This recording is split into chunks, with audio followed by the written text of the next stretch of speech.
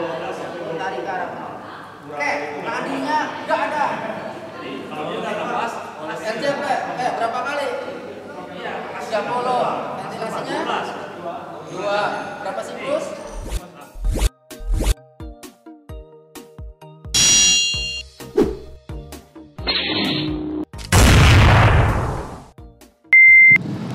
Bismillahirrahmanirrahim. Assalamualaikum warahmatullahi wabarakatuh. Waalaikumsalam warahmatullahi wabarakatuh. Pertama-tama kami ucapkan selamat datang kepada Pak Anhari dan kawan-kawan, terutama yang ibu-ibu ini cantik-cantik ternyata dari Dinkes TKI, Pak Mulyadi, Pak Habib, mau meluangkan waktu beliau-beliau ini untuk datang ke Korpol Airut mengadakan sosialisasi ambulan dan kegawat daruratan ya Pak ya. Betul. Nah, mungkin ini kelanjutan dari kerjasama antara Korpol Airut berkenaan dengan adanya ambulan udara di kita. Betul. Jadi Korpol Air juga nggak kalah dong Pak ya, walaupun kita di air, tapi kita harus mengerti apa itu kegawat daruratan, terutama yang mengendalikan ambulan. Betul. Nah, bagaimana kita harus bersikap pada waktu di jalan dengan membawa pasien dengan kondisi darurat. Bismillahirrahmanirrahim. Assalamualaikum warahmatullahi wabarakatuh. Selamat pagi. Nanti kita akan buat panas lagi ya. Pertama-tama marilah kita panjatkan puji syukur kepada Allah SWT karena pada kesempatan pagi hari ini kami dari Pusat Krisis dan Kegawat Daruratan Kesehatan Daerah sudah diizinkan Dok untuk bisa sharing bersama rekan-rekan dari Direktorat Pol Airut. Mudah-mudahan apa yang nanti kami berikan, kita sharingkan, mudah-mudahan menjadi manfaat buat rekan-rekan semuanya, sehingga ketika ada kejadian kegawat daruratan baik kasus jantung maupun trauma, ya rekan-rekan bisa melakukan tindakan. Karena kenapa kita perlu belajar tentang kegawat daruratan? Karena kejadian kegawat daruratan bisa terjadi kapanpun, dimanapun, dan oleh siapapun. Artinya ketika ada kejadian tidak harus di sini, bisa saja di rumah, ya, bisa saja di jalanan, bisa saja di tempat lain. Artinya ilmu ini yang pimpinan sediakan waktu bukan hanya bermanfaat buat di kantor, ya, bukan hanya bermanfaat di kerjaan ya Bapak Ibu. Ini bisa bermanfaat buat dimanapun berada, karena kejadian kegawat daruratan itu sama.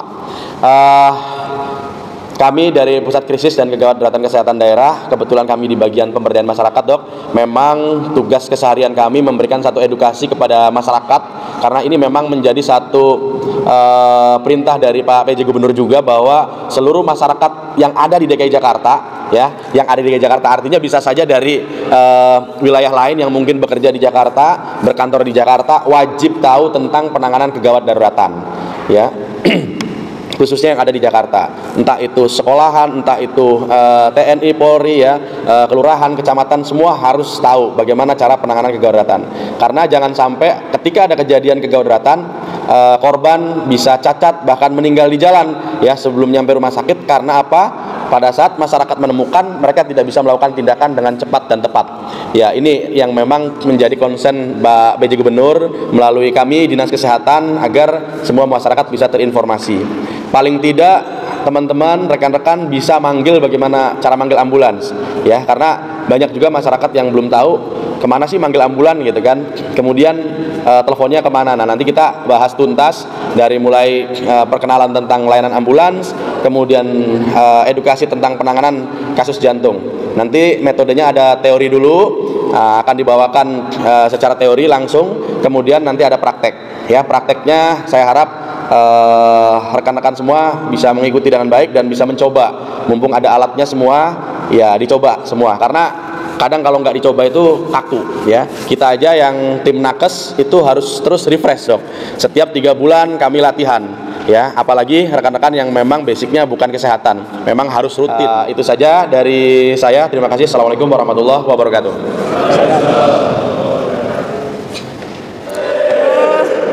Selamat pagi. Oke, baiklah, masih lemes ya. Selamat pagi. Oke, baik. Kita lanjut ya, kan udah sambil break ya, sambil ngemil-ngemil memperhatikan ini kan lumayan. Sekarang kita lanjut ke materi inti dari kegawat daruratan dasar. Oke, tolong perhatiannya, dialihkan perhatiannya ke Bapak Anhari. Lanjut ya, kita ke makan kuaci di pagi hari. Yuk, mari lanjut ke materi. Kita materinya lanjut tentang bantuan hidup dasar. Tentunya bersama saya Maya. kita akan diskusi bersama, sharing tentang kejadian bagaimana kita yang pernah mengalami. Kira-kira nih, bantuan hidup dasar itu yang bagaimana? Sepengetahuan Bapak Ibu semua di sini. Pertolongan tanpa alat. Pertolongan tanpa alat, betul sekali. Terus yang ditolong jenisnya kegawat daruratan gimana? Betul sekali. Mungkinnya dihilangin ya? Iya, mungkin nggak jelas. Pada pertolongan pertama pada pasien-pasien mengalami kecelakaan. Satu lagi, boleh? Sini dong, sebelah sini dong, sebelah kanan mulu. Sini, di sini. Pada saat iya, henti jantung, serangan jantung ya, chest pain. Nah, di sini ada definisinya tentang bantuan hidup dasar itu apa sih? Nah, merupakan suatu usaha yang dilakukan untuk mempertahankan kehidupan pada saat penderita mengalami keadaan yang mengancam nyawa. Salah satu contohnya tadi seperti serangan jantung tadi. Mengancam nyawa nggak itu? Udah pasti ya, kalau udah tiba-tiba dia jantungnya terhenti, udah. Berarti kalau jantung terhenti, bernapas tidak pasiennya? Kalau jantungnya berhenti, bernapas nggak korbannya? Tidak. Tapi kalau dia bernapas, jantungnya tidak ada, gimana tuh? Aneh. Aneh katanya. Jadi kalau napasnya ada, jantungnya tidak ada, nggak mungkin ya. Dimana-mana kalau dia napas dulu, tarik napas terus tersumbat, ya kan? Tertahan lama-kelamaan bisa menyebabkan henti jantung juga. Contoh pada kasus-kasus yang pasien mengalami atau korban yang mengalami tersedak. Kan misalkan tersedak makan, ketutup jalan napasnya. Lama-lama suplai oksigennya nggak masuk kan? Melalui jalan napas atas ketutup. Otomatis ke organ tubuhnya pun tidak teralirkan. Jadi menyebabkan jantung pun berhenti.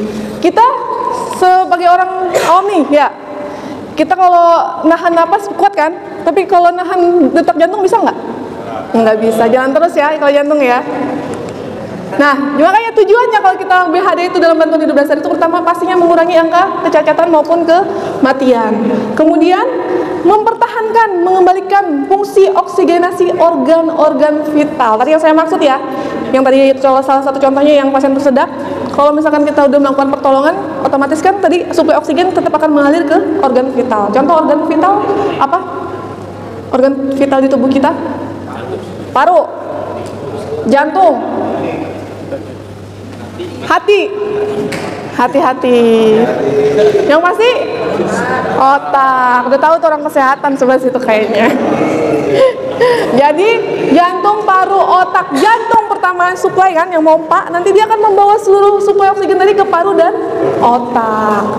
Kemudian pastinya dengan aktivasi jantung tadi, aliran darah akan mengalir ke seluruh organ vital tersebut dan akan memaksimalkan oksigen dan meminimalisir kerusakan neurologis.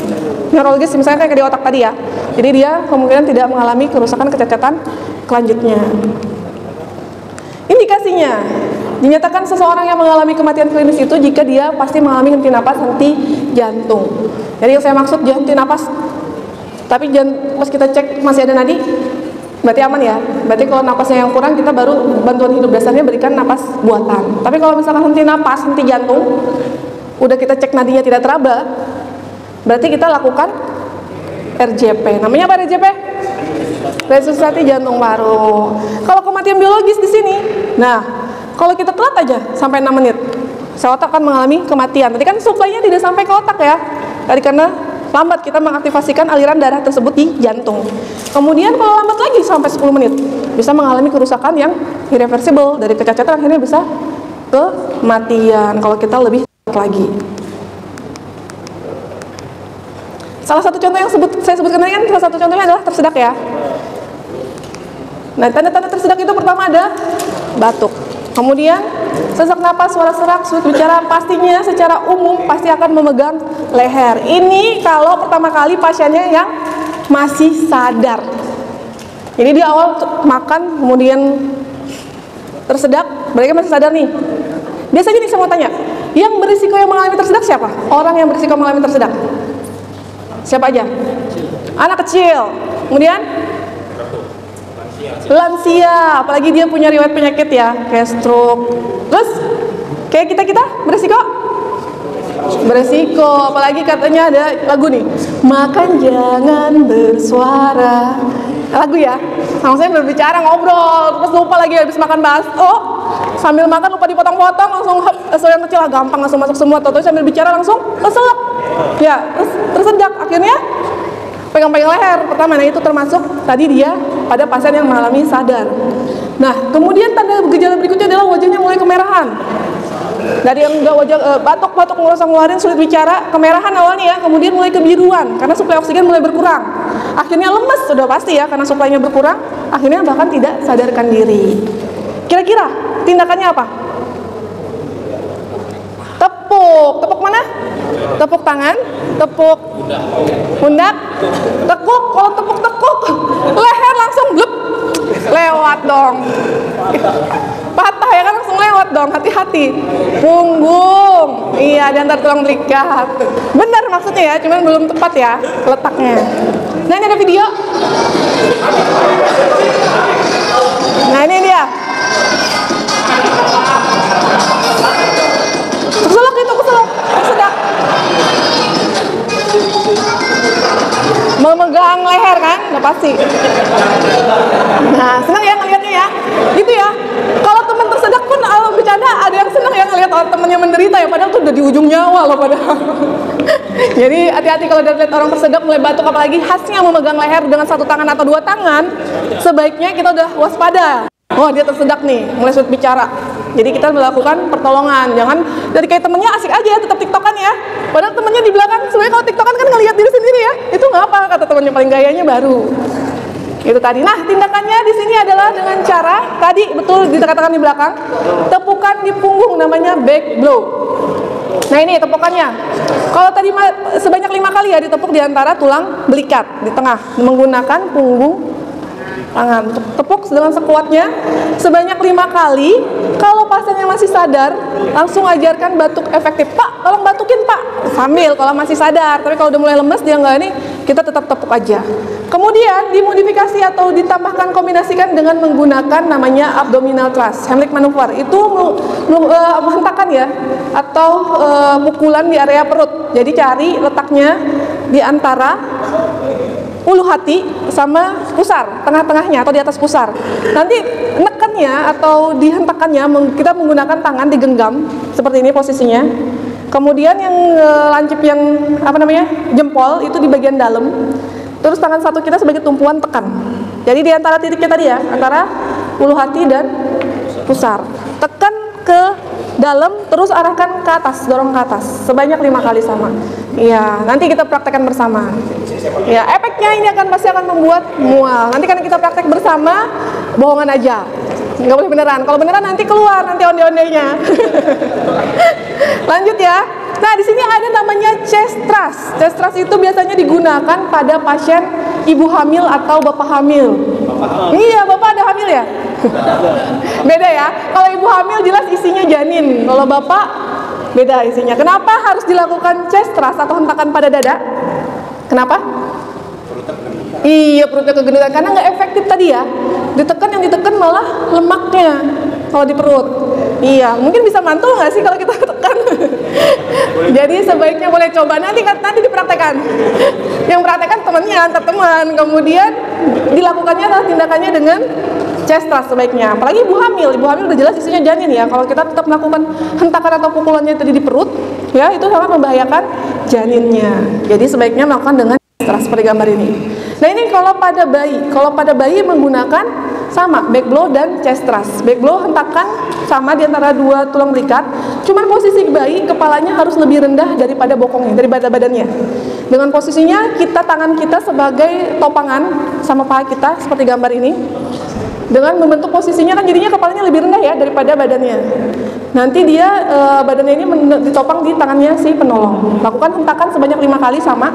Kemudian kombinasikan menggunakan chest thrust. Dibalik nih posisi bayinya. Saat nopang bayi itu nahannya di rahangnya, bukan pas di leher. Takutnya kecekek ya. Pas nahang di leher pun hati-hati jangan sampai ketutup mulut si bayi. Jadi topangnya di rahangnya si bayi. Menggunakan tangan seperti ini. Ini sisanya nahan di bahu seperti ini. Nah, selanjutnya chest thrust-nya, kalau tadi kan chest thrust-nya pas di tengah dada nih, ya, antara tulang panjang dada yang tulang tajuk pedang ini, tengahnya. Nah, kalau pada bayi, letaknya adalah tarik garis putingnya, ya. Nah, di bawah garis puting bayang itu 2 jari kita, pakai 2 jari, bukan pakai tangannya, 2 jari aja. Boleh menggunakan 2 jari seperti ini atau 2 jari begini, senyamannya kita. Jadi di bawah garis bayang yang puting susu si bayi tadi. Lakukan kompresi atau hentakan tadi di dadanya sebanyak 5 kali. Itu pada bayi. Nah, nih. Nah, itu bisa ya, Mimin aja bisa nih katanya. Berikut pelatihan. Pinter ya. Nah, jangan mau kalah ya kita sama si Mimin. Dia udah ikut latihan di Ragunan. Nah, itu dia choking Heimlich. Kalau di luar negeri bisa langsungnya Heimlich. Kalau kita kan masih kombinasi, ada beberapa literatur di bagian Eropa, Australia masih ada menggunakan kombinasi dari hentakan namanya back blow tadi sama nanti Heimlich maneuver. Harapannya yang tadi ya, kalau kita pakai hentakan dia baru kan masih di bagian kepala ya, maksudnya di leher, di kerongkongan. Hentakan yang kuat kan mau kedorongan keluar ya. Kalau yang hentakan di perut dorong dari yang sisa yang dalam perut, maksudnya udara yang di diafragma itu ngedorong makanannya keluar seperti itu. Nah, dari tersedak ada yang mau diskusikan? Lanjut. Kita lanjut ke RJP. Kenapa kita lanjut ke RJP? Tersedak, seseorang yang tersedak tadinya masih sadar, lama-lama tadi lemes ya, jatuh, terus akhirnya tidak sadarkan diri, kita bisa lanjut ke tahapan RJP, wajib. Nah, RJP itu merupakan serangkaian tindakan memberikan napas buatan dan pijatan jantung luar pada penderita yang mengalami henti napas dan henti jantung. Nah, ini tindakannya seperti ini, kita lakukan kompresi dan memberikan napas buatan. 30 kompresi, 2 napas buatan menggunakan BVM. Tahapannya nih, yang perlu kita hafal. Untuk dewasa, salah satu contoh kasus dulu ya kita berikan ya. Tadi kan pasien tersedak, tiba-tiba tidak sadarkan diri, yang kita lakukan adalah tetap kita cek kesadarannya kembali. Kalau pas kita cek kesadaran masih ada setelah dia gerak, berarti kan mungkin masih ada nadi itu kalau ada responnya ya. Berarti kita tetap harus melakukan kompresi, karena kompresi itu pun akan mendorong, di dada itu akan mendorong si makanan tadi keluar, keangkat. Nah, tapi kalau misalkan nggak nadi, kita protapnya ke arah RJP. Kalau misalkan dia di awal mengalami henti napas, henti jantung karena serangan jantung, misal nih kejadiannya di rumah, tapi orang tetangga misalnya, yang kita lakukan pertama adalah nyamperin nih, karena udah tahu nih, udah pernah pelatihan, kita nolong tetangganya. Nah, si korban sudah diletakkan sama keluarganya di tempat tidur, di spring bed lagi, empuk.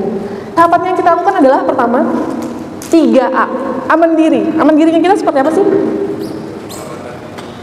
Aman diri kayak kita. Aman diri kayak kita. Paling nggak kita menggunakan sarung tangan atau masker. Walaupun tidak ada literatur yang mengatakan dengan RJP bisa menularkan penyakit ya. Cuman kan saat ini yang waktu kemarin kita pandemik, sekarang alhamdulillah udah endemik ya. Cuman kan balik lagi kita juga nggak tahu riwayatnya dia, si korban ini penyakitnya apa, entah nanti ada pneumonia atau penyakit lainnya yang menularkan, kita nggak tahu. Tetap kita aman diri dulu. Walaupun kita nggak punya peralatannya, sebaiknya kita tetap menolong si korban. Ya Bismillah ya. Kalau niatnya nolong, insya Allah dilindungin ya. Nah, kemudian lanjut nih, tadi aman diri kita tadi itu, kemudian ada aman lingkungan. Korban tadi udah di rumah, di spring bed lagi, kira-kira aman nggak lingkungannya? Aman, kecuali dia jatuh pingsan di taman kota, misalkan lagi habis jogging, tiba-tiba langsung pingsan, dikerumunin banyak orang, ini kenapa nih mau nolongin, ada yang mau foto-foto, itu lingkungannya belum aman, dipinggirkan dulu, itu kalau yang aman lingkungannya, salah satu contoh. Kemudian ada aman pasien, tadi kan kita kejadiannya di rumah ya, di spring bed. Aman nggak pasiennya di spring bed? Aman dan nyaman padahal ya. Ya kan empuk ya, aman dan nyaman ya. Tapi untuk kita melakukan tindakan, karena kita udah tahu pasien tidak sadarkan diri, itu belum aman. Kenapa? Belum aman? Terlalu empuk. Kita mau melakukan kompresi nanti nggak efektif ya. Jadi sebaiknya amannya pasien itu diletakkan di tempat yang datar dan keras. Walaupun dia di spring bed tadi udah, kita tetap ngomong sama keluarganya, kita harus pindahin ke tempat yang datar dan keras, bu, lantai. Contohnya kita pindahin ke lantai, karena kita mau lakukan tindakan RJP. Takutnya si korban tidak ada nadi. Walaupun di awal dia pingsan kan tidak sadarkan itu bisa dia pingsan masih ada nadi, ya, atau tidak sadar bisa tidak ada nadi. Jadi kita ambil terburuknya aja, tidak ada nadi dulu. Toh nanti pun kalau ada nadi kan bisa kita balikin lagi ke tempat tidur, nanti posisikan nyaman, kepala ditinggikan supaya saluran napasnya nyaman nih posisinya. Tapi kalau pas dia tiba-tiba, oh nih paling ada nadi, tapi masih tempat tidur, totonya pas kita nggak ada nadi, telat dong. Tadi kan kalau 4-6 menit aja bisa mengalami kerusakan di otak ya. Jadi sebaiknya pindahkan dulu ke tempat yang datar dan keras, ke lantai tadi. Udah, kita 3A nih. Tahapan selanjutnya adalah cek kesadaran atau cek respon. Pada orang dewasa, ceknya di mana? Pipi. Pok, langsung kayak gitu ya. Gitu. Jangan ya. Atau kita lakukan tepuknya di mana? di bahu. Pak, jangan pas di dada ya. Kalau korbannya perempuan makin gak enak. Bu, pas di dada nanti, nah tahu sendiri lah. Cubit nggak boleh, jangan, nggak boleh lagi. Oh, itu beda ya. Jadi tepuk di bahu. Pak, bu, tepuk di bahu. Pak, bu, ditepuk. Kemudian kalau dia nggak ngerespon nih, langsung kita minta bantuan tahap selanjutnya. Misalkan ada keluarganya, Pak, Bu, tolong teleponin ambulans. Itu kalau kejadiannya di rumah. Kalau misalkan kejadiannya kayak di bandara, kalau ada AED namanya automatic electrical defibrillator, itu didekatkan sebaiknya ya. Kalau ada, di sini ada nggak AED? Di ambulans ada. Nah, atau ada. Jadi sebaiknya langsung didekatkan aja kalau udah ada pasien seperti itu, udah minta tolong bantuan. Kemudian selanjutnya yang nolong, lanjut segera cek nadi. Cek nadi sambil lihat gerak dadanya terangkat atau enggak nafasnya. Jadi kita scan aja, kita cek. Cek nadi di mana kita cek nadinya? Dewasa. Di leher. Nama nadinya apa? Nadi karotis, bukan erotis ya. Karotis, nadi karotis. Nadi karotis ceknya di mana? Kanan apa kiri? Kiri kanan. Iya, kiri kanan. Sebaiknya ceknya terdekat dari penolong ya. Misalkan penolongnya sebelah kiri korban, nolongnya ke arah kiri. Boleh juga menjauh nggak? Kalau boleh menjauh itu dengan begini ceknya. Jadi kesannya nggak, kalau kita banyak jari kan kesannya dilihat kayak mencekik ya. Tapi kalau kita cuma 2 jari atau 3 jari, ceknya nggak terlihat kayak mencekik. Boleh kalau berlawanan arah, tidak mendekat sama penolong. Ceknya berapa lama waktunya? Ceknya berapa lama waktunya? Kalau bisa kurang dari 10 detik. Cek nadinya. Kalau tidak teraba, misalkan ragu nih, ada nggak ya, nggak berasa, ada nggak? Terus gimana dong kalau ragu? Kayaknya ada deh, kecil. Terus gimana? Kalau misalkan kayaknya ada deh, terus gimana dong kalau ragu kayak gitu? Diapain?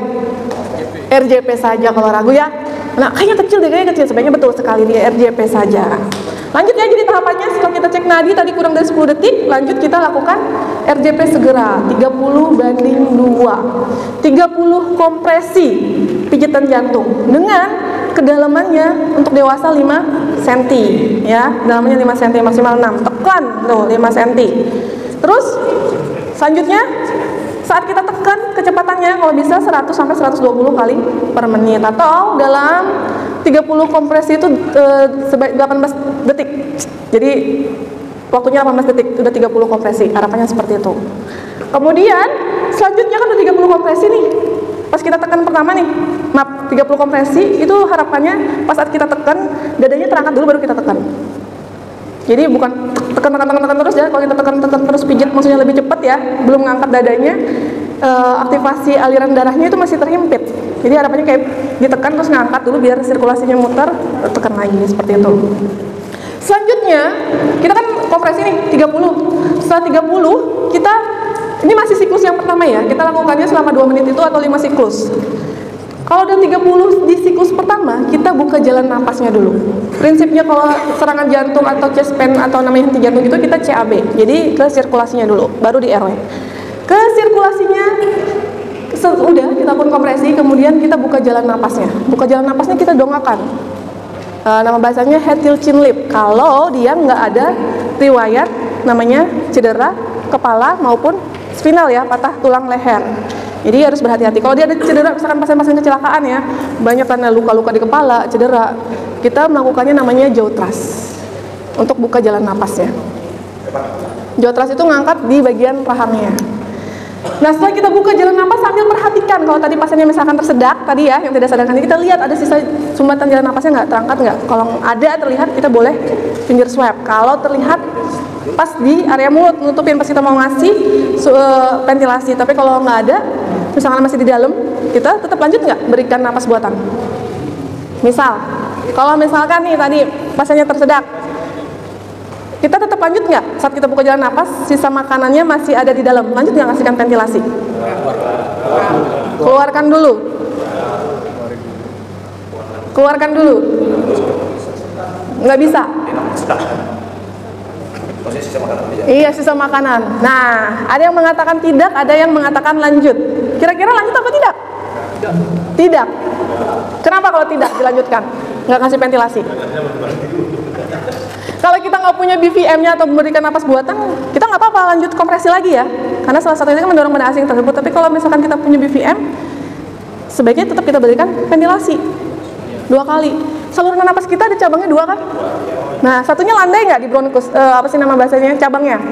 Kalau satunya yang ke kanan itu kan bentuknya lurus. Paling masuk si benda asing tadi ke batang yang sebelah kanan. Masih ada paru kiri kan?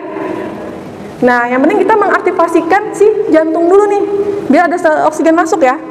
Kemudian nanti sisanya kalau misalkan dia selamat nih, alhamdulillah nih ada detak jantung lagi, nanti itu urusan dokter untuk ngambil ya operasi bedah di toraknya, atau diambil pakai namanya apa sih namanya? Jadi lupa.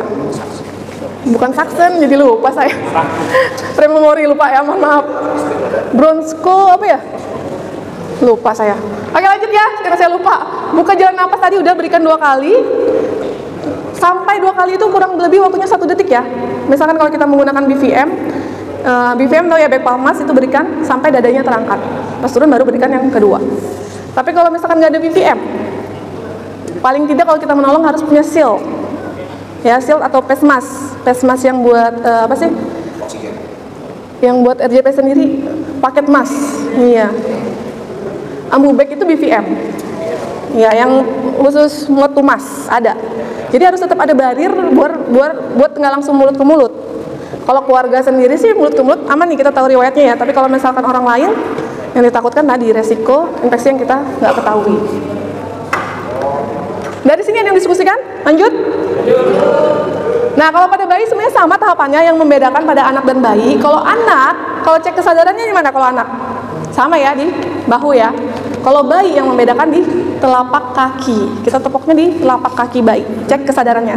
Kalau langkah-langkah urutannya sama. Kemudian cek nadinya nih, yang membedakan lagi. Cek nadinya kalau sama waktunya juga kurang 10 detik. Cek nadinya kalau anak sama di karotis, ada juga yang pakai femoralis. Femoralis itu di selangkangan. Kalau bayi di mana? Di brachialis. Di sini nih ada nadi. Kalau bayi. Ya. Kemudian yang membedakan lagi adalah dia di kompresinya, tekanannya, kedalamannya. Kalau anak tadi sama 5 cm, cuman kita harus perhatikan sepertiga diameter dinding dadanya. Nggak bisa kita ketekanan kita sama kayak kita melakukan ke orang dewasa. Kalau bayi, dia 4 cm, jadi lebih ini lagi. Cuma yang membedakan lagi kalau anak yang di bawah 8 tahun ya, biasanya menggunakan 1 tangan. Balik-balik lagi kan anak ini berbeda-beda pertumbuhan kembangnya, tumbuh kembangnya ya. Nanti 8 tahun udah gede ya, ada. 10 tahun aja udah anak udah kayak udah remaja. Iya, beda-beda. Jadi kita balik lagi sesuaikan dengan kebutuhannya. Maksudnya dilihat lagi kondisinya. Kemudian untuk penolongnya, kalau dewasa sebenarnya bisa 2 penolong. Cuman tetap hitungannya 30/2. Tapi kalau anak atau bayi, dia 2 penolong. 30/2 1 penolong, 15/2 2 penolong. Jadi nggak capek ya. Kalau 30 ini kalau nggak terlatih di siklus ketiga aja udah ngos-ngosan nekannya, apalagi yang korbannya badannya besar, nekannya kan butuh lebih tenaga lagi. Ini yang membedakannya. Lebih mudahnya skill ya. Ini membayangkannya, terbayang nggak? Terbayang nggak? Terbayang. Nah, jadi saat kita RJP tadi, yang saat kita lakukan RJP di sini, supaya RJP itu baik, efektif, jadi kita harus perhatikan kedalamannya. Pas kita tekan dalamnya 5 cm. Kemudian kecepatannya 100 sampai 120. Selanjutnya recoil atau kembang dada kembali sempurna dulu, baru kita tekan di kompresinya. Selanjutnya ventilasi tidak berlebih. Saat tadi kita open airway buka jalan napas kan kita ngasih ventilasi 2 kali. Misalkan menggunakan BVM atau tadi dibilangnya apa tadi namanya? Saya jadi lupa bahasa ininya. BVM. Pakai BVM itu ngasihnya jangan langsung volume di backnya langsung ditekan semua, karena volume di situ bisa 1.400 sampai 1.500, sedangkan volumenya orang dewasa kan bisa 500 saja, 6 sampai 8 cc per kilogram berat badan kita. Jadi paling nggak 500 kan, paling nggak setengah dari volume, bahkan nggak nyampe setengah dari volume si BVM tadi backnya. Jadi hati-hati. Atau ya misal nih kita mengasihkan mode tumas. Kalau dewasa kan gampang ya, sama nih nafas volumenya. Kalau anak kan paling nggak pada saat kita nafas biasa sisanya. Kalau bayi itu hanya di area mulut kita aja, gitu. Jadi pas gembung di mulut aja, kayak ditiup ya. Iya, udaranya. Nggak mungkin kalau kita di bayi ambil napas hembuskan langsung pecah nanti paru-parunya si bayinya, volumenya. Nah, ini ventilasinya tidak boleh berlebih. Minimal interupsi, jeda. Misalkan saat kita melakukan tadi habis kompresi, kasih ventilasi 2 kali, mau lanjut lagi kompresi, jangan lama-lama. Waktunya maksimal 10 detik. Atau saat kita pergantian, setiap 5 siklus baiknya kita berganti, atau tadi 2 menit, Itu kita berganti jangan lama-lama juga waktunya. Maksimal waktunya 10 detik. Nah, tadi misalkan kita udah kompresi 30:2 selama 5 siklus atau 2 menit ya. Yang pertama, setelah kita 5 siklus atau 2 menit, kita kembali evaluasi, cek nadinya kembali. Cek nadi lagi sambil lihat breathingnya, nafasnya. Nadinya teraba, alhamdulillah ya. Tapi kalau nadinya tidak teraba, kita lanjut RJP lagi. Tapi kalau nadinya teraba, kita harus lihat gerak dadanya, nafasnya ada nggak. Kalau nafasnya lambat, berarti dia butuh napas buatan ya. Kita bisa kasih mouth to mouth tadi atau mouth to mask dengan cara 10 kali per menit pemberiannya.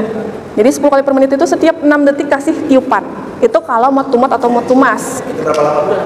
Setiap 2 menit. Jadi 20 kali. Ya, nanti kalau udah 2 menit, kita cek nadi lagi.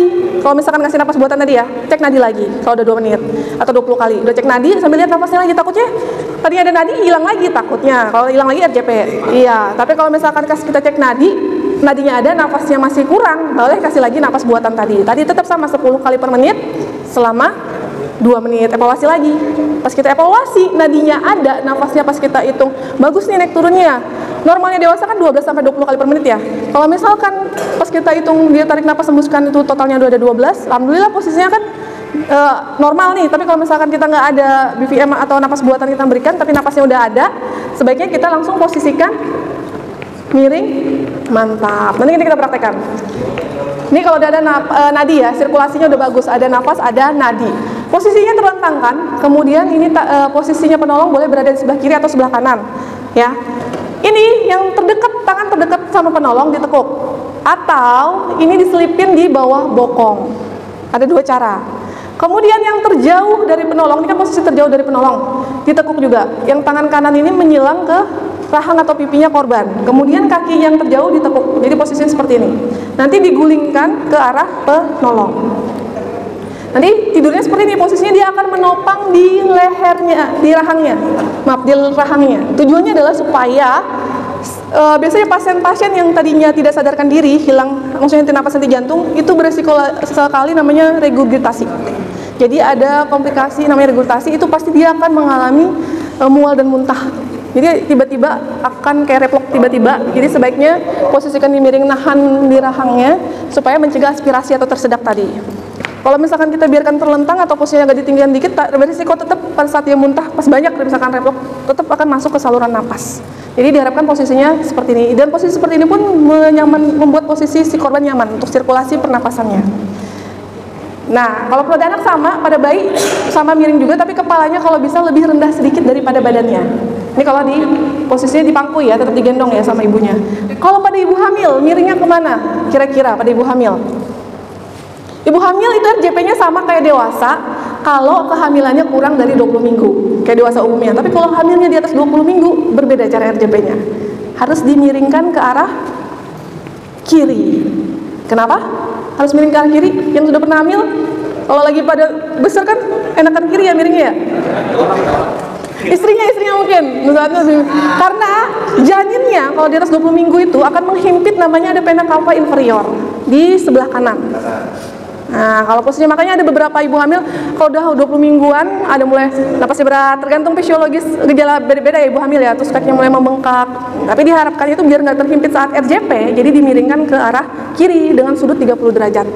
Pakai alas kalau bisa dimiringkannya, pakai kayak papan gitu. Jadi pas miringannya mudah kan, tetap datar ya. Dan itu pun harus bertiga melakukannya, satu yang RJP, satu yang bantu miringin perutnya lagi ya, ke pinggirin. Kalaupun terlentang sebenarnya masih bisa. Posisi RJP terlentang dengan usia kehamilan 20 minggu ke atas. Jadi satu orang miringin kayak leopard ya, dikumpulin isi perutnya ke arah kiri. Terus satu lagi orang penolong RJP, satu lagi napas posisinya. Kalaupun mau bergantian yang posisi napas, dan kalau saat bergantian kalau bisa waktunya jangan lebih dari 10 detik ya. Maksimal 10 detik pergantiannya biar nggak ada interupsinya. Jadi sebaiknya miringnya ke kiri. Nah, ini ada video. Maaf. Time out, belum. Masih lama kita. Sampai jam berapa kita? Nah, ini video kalau RJP sambil menggunakan AED.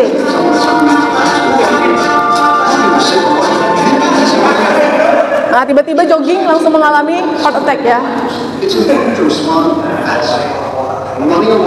Oh, jangan larikan diri. Udah tahu orang jatuh pingsan larikan diri, nggak ditolong, lewat udah.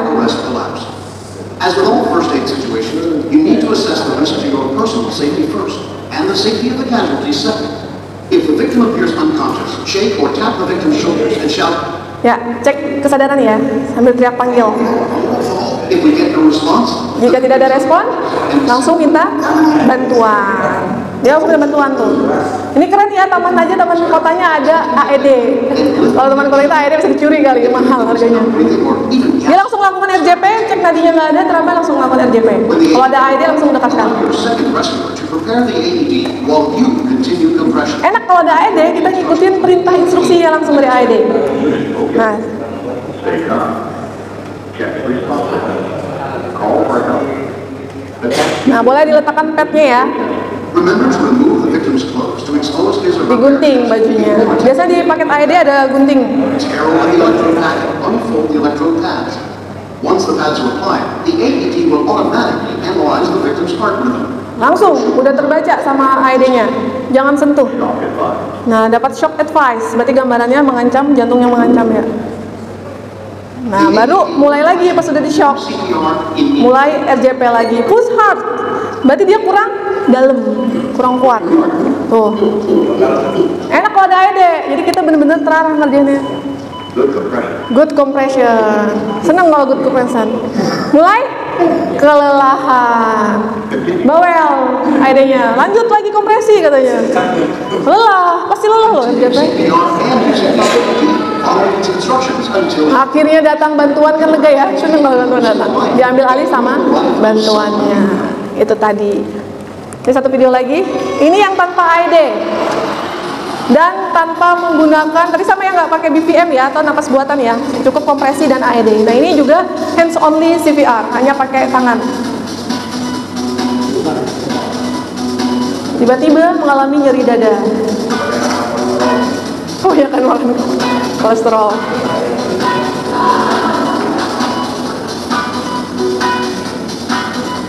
Sama ya, sebenarnya menggunakan tahapan yang tadi di awal, 3A. Kemudian kita cek responnya. Kalau di gambarnya nggak ada cek respon ya. Cek respon. Setelah cek respon minta bantuan, lanjut cek nadi dan RJP. Udah RJP aja. Disko ya. Dengan kecepatan tadi 100 kali per menit minimal. 100 sampai 120. Udah RJP aja terus-terusan.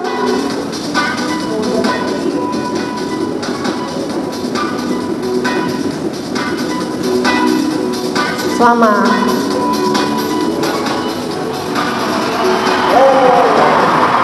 Be a hero, ya. Nah, kalau misalkan kita nggak punya BVM, hands only CPR, dilakukannya sampai kapan? Misalkan kan kita nggak ada BVM, kita kan kompresi aja nih. Sampai kapan kita lakukan kompresinya? Selama mungkin sampai bantuan ambulan. Iya, sampai lelah bergantian, sampai bantuan datang. Dan jangan sampai kelelahan juga, nanti malah kita kompresi kelelahan yang ditolong. Iya, nggak mungkin gantian ya. Kita yang termasuk 3A, minta bantuan, habis 3A, terus kita cek respon, terus kita minta bantuan, itu termasuk kita panggil bantuan mendampingin kita, termasuk saksi, berat kata. Kalau tibanya tadi pingsan, teman kita yang bantuin gitu. Kalau ada teman penolongnya satu ya kuat-kuatin ya. Tapi kalau nggak kuat, sampai kapan kita kompresinya? Atau itu ambulan baru Ya sampai kalau kita udah, jadi RJP itu dihentikan, boleh dihentikan jika penolong kelelahan. Jadi nggak usah dipaksa kalau udah penolongnya kelelahan, ya, jangan dipaksa. Nah tadi kalau misalnya pun kita kompresi, sebaiknya kita tetap setiap 2 menit cek nadi ya, sama kayak evaluasi kita 5 siklus atau 2 menit tadi, tetap cek nadi. Jadi RJP dihentikan itu jika pertama penolong kelelahan, berikutnya bantuan udah datang, ya, kemudian keluarga korban minta dihentikan. Udah Mbak, Bu, saya pasrah aja. Ini istri biar cepat dapat urusannya istri keduanya ini gampang kayak gitu. Beda lagi ya, itu ceritanya beda. Jadi atas permintaan keluarga itu boleh dihentikan. Tapi kalau bisa ada inform concernnya kalau bisa, atau kita ada saksinya ya, dia minta dihentikan. Selanjutnya, tadi apa aja tadi? Penolong kelelahan, bantuan datang, terus permintaan keluarga. Selanjutnya ada yang tahu? Paling gampang, ya pasiennya udah sadar, sirkulasinya ada nafas, ada nadi. Berikutnya dihentikan kalau pasiennya meninggal. Udah, ya kan? Paling nggak pun kita RJP 30 menit udah lelah banget itu, 30 menit. Udah akhir dari 30 menit ya. Usaha maksimal 30 menit itu. Nah, ada yang tanyakan? Masih ada satu materi lagi loh.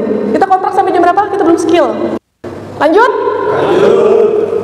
Ini kalian tanyain, mau nanyanya langsung pas ini. Cukup jelas. Lanjut saja, cukup jelas. Lanjut saja. Baiklah, kita lanjut ke materi berikutnya adalah luka dan patah tulang dan pemindahan korban.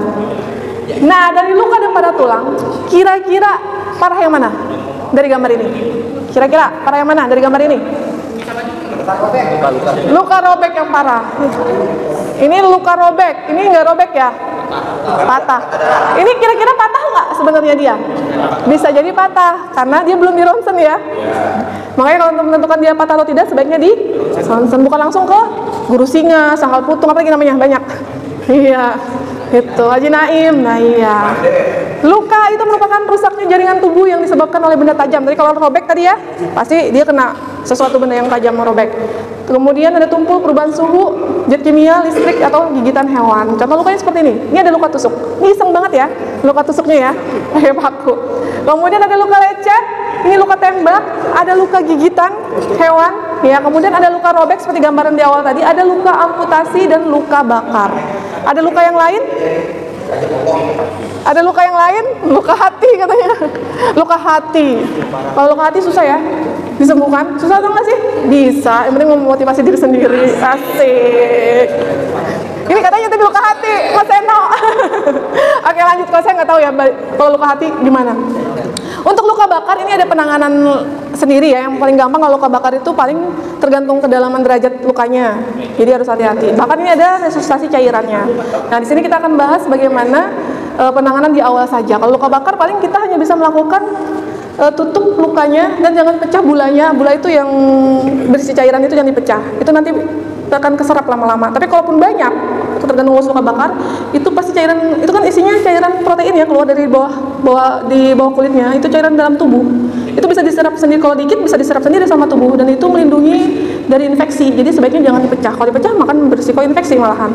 Kalau lukanya kecil, tapi kalau besar hati-hati. Dan caranya kalau misalkan lukanya besar, banyak derajatnya di mana-mana luka bakarnya, hanya yang bisa kita lakukan adalah tutup dengan kain yang lembab atau kasak lembab tutup. Baru kita bawa. Kalau misalkan ada orang medisnya, kalau luka bakarnya banyak, itu akan dihitung kebutuhan cairannya. Jadi harus segera resusitasi. Penanganannya seperti itu. Tapi kalau yang kita bahas di sini nanti, bagaimana cara menghentikan perdarahan. Nah, penata laksananya untuk perdarahan luka, itu kita pertama, udah pasti kita 3 aman diri, aman lingkungan, aman pasien. Tetap kita aman dirinya menggunakan handscoon. Kalau nggak ada handscoon ya, kita kalau bisa pakai plastik. Karena kita mau kontak, apalagi dia berdarah. Darah itu resiko infeksinya tinggi loh. Apalagi kita nggak tahu riwayat si korban. Bahkan kalau kita cuci tangan, kita nggak pakai sarung tangan, kontak cairan korban, ada luka lagi, resiko banget kita tertular. Ya kan? Jadi kita harus hati-hati. Kayak hepatitis, kontak, apalagi kalau darah itu resiko sekali. Kalau cairan keringat kan masih mending. Kalau ini cairan darah yang keluar ada darah itu resiko tinggi, infeksinya menularnya sangat tinggi. Jadi kita sebaiknya melindungi diri kita menggunakan sarung tangan atau bisa diganti kalau nggak ada ya tadi kresek ya plastik biar aman. HIV. Nah itu kita kan nggak tahu, balik lagi kalau intinya kalau dia darah itu beresiko tinggi, infeksinya tinggi. Kalau si korbannya berdarah, tapi kalau misalkan dia cairan kayak keringat itu masih mending. Aman. Baik kan kalau HIV kan dia biasanya kalau HIV itu udah ada obat yang menekan supaya virusnya enggak ini. Sekarang udah sekarang udah, jadi dia biasa kalau dia sampai berhenti minum obat itu ya itu bisa penurunan imunitasnya. Kalau dijelasin panjang. Iya. Jadi intinya kalau ketemu pasien berdarah kita mau nolong, paling tidak kita melindungi menggunakan sarung tangan atau gantinya adalah plastik. Kemudian kita bersihkan luka tadi dengan air mengalir. Kalau di rumah mah atau yang terdekat kan bisa air mengalir di wastafel. Tapi kalau kita di lapangan, kita bersihinnya pakai air mineral aja guyur. Pas saat kita guyur bersihin pakai kasa atau kain, jangan sambil digosok-gosok ya. Kalau digosok-gosok, kurang bersih nih, masih ada nempel kotoran, jangan dipaksa. Kayak lagu, jangan dipaksa.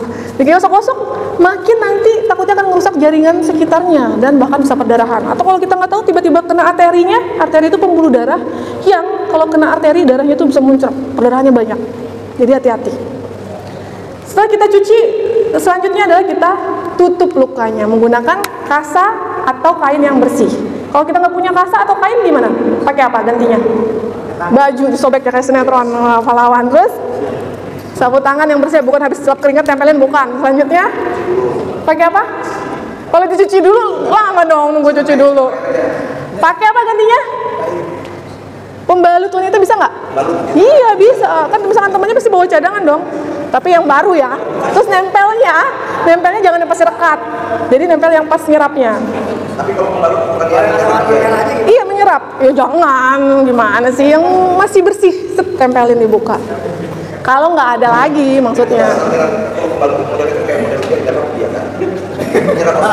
Iya. Oh kanebo pun boleh ya. Ganti kanebo, cuman kanebo yang bersih, belum pernah dipakai buat ngelap-ngelap mobil.